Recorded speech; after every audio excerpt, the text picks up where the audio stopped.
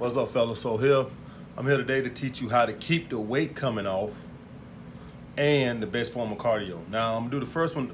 The reason I want to show you how to keep the weight coming off is because I gave you guys on how to start the weight loss at 20%, and then somebody asked me, well, do I drop 20% every week or he didn't know how to keep it going. So, guys, this is how it goes.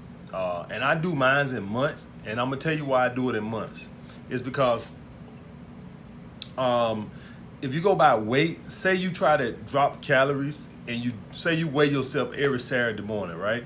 And hypothetically, let's say you weigh yourself this Saturday morning and you didn't lose no weight, and you immediately go to dropping calories again.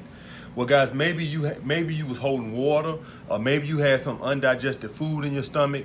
That's why I like to wait a month to drop my calories. So preferably start your diet on the first of the month, and don't drop your calories again to the first of the next month.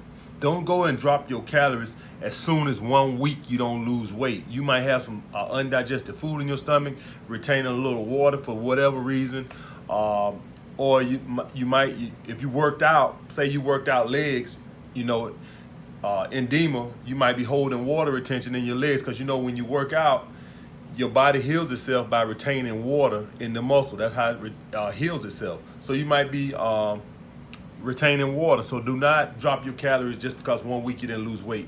Wait till the month. So when you do your first initial drop, say the first initial drop is 20%. The second month, you're only gonna drop it 10%. So let's hypothetically say you was eating 3,000 calories to maintain your weight, and you dropped it 20% to 600, dropped it 600 calories to 2,400, right? All right. On the next month, the first of the next month, you would drop it 10% from the 2,400, okay? The reason being is because that 2,400 is still a deficit, all right?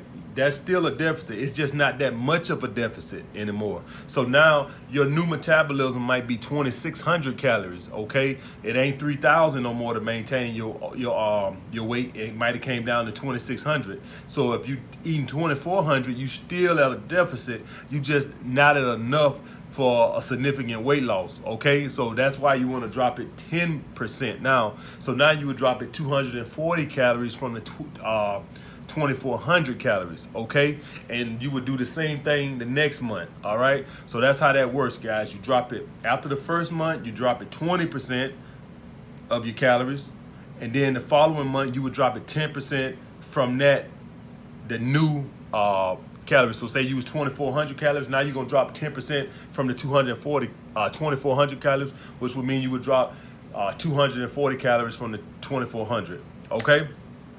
And every month after that, you would drop it from that, all right? So that's not your new metabolism. What that is still a deficit.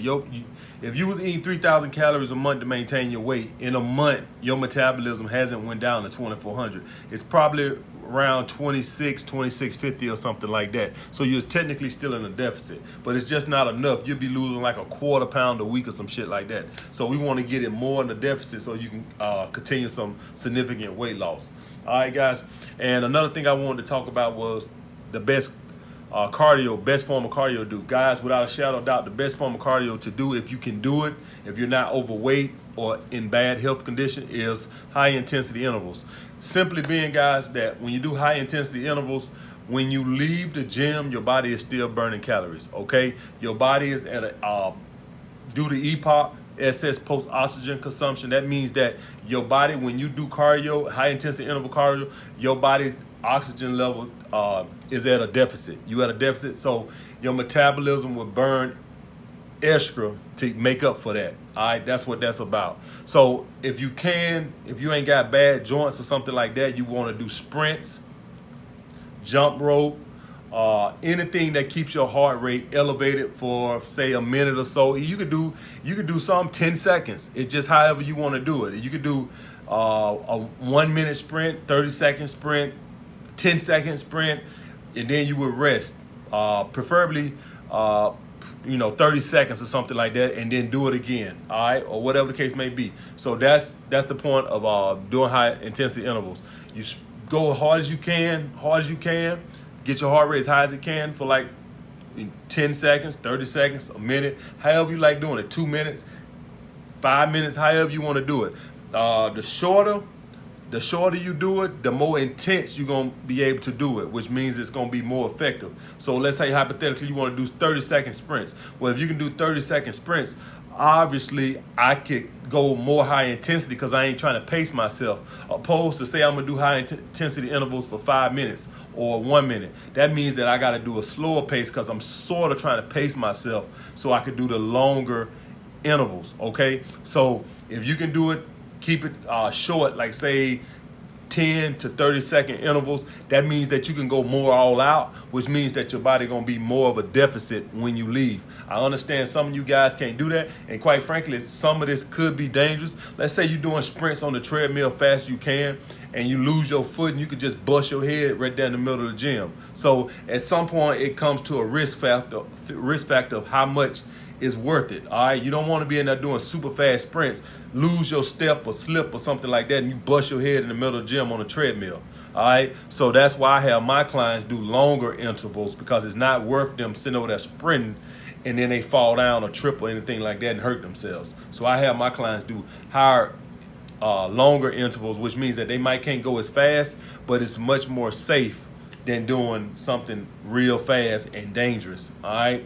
So guys, that's the best form of cardio, high intensity intervals. But if you can't do that, guys, something is better than nothing. The only difference between steady pace cardio and high intensity intervals is when you're doing steady pace cardio, when you leave the gym, your fat burning pretty much stops. A person that does high intensity intervals, when they leave the gym, their body might be at a oxygen deficit for another a few hours or something like that. So that's the thing. They're gonna get an extra calorie burn. Their metabolism is gonna get an extra boost. All right, which is very much needed, because when you're dieting, your body is trying to keep you alive, and your metabolism instantly starts trying to come down because your body don't want to lose weight. All right, your body don't want to lose weight. Your metabolism is going to try to adjust to your new calorie deficit. So if you eating 3,000 calories and then you cut it to 24, your body don't want to burn fat. So it's going to try to come down to that 24 as fast as it possibly can. Okay, so by you doing that high intensity intervals, that'll keep your metabolism revved up. Okay, because your metabolism is going to try to adjust. That's how we have survived all these years. Our bodies adapt. All right, it tries to adapt to everything we fucking do. All right, so if you cut your calories, your metabolism is instantly gonna start trying to come down to that, because they don't want to fucking lose weight. All right, so the high intensity intervals at least are tricky for that, and that's the whole point of why you want to do refeed days and cheat days and stuff like that. And I'll make another video about that on another day. Is that the point of the refeed days or the cheat days or whatever the case you want to call it is so you trick your body into feeling that it's not you. Essentially, what you're trying to do is your body knows that it's short, so it wants to come down. The refeed keeps it comfortable, keep your metabolism burning. So it kind of like tricks it a little bit. Now, I'll make a whole nother video about that, explain that in detail. All right, guys. Write down in the comments down below what videos y'all want to see next. I'll make that cheat day video, explain all that, the dynamics of all that to you. Also, you guys know to go to my Patreon if you're looking for the dating videos. I'll put it in the comment section, the link to the Patreon. Like the video, comment, share the video, holla back.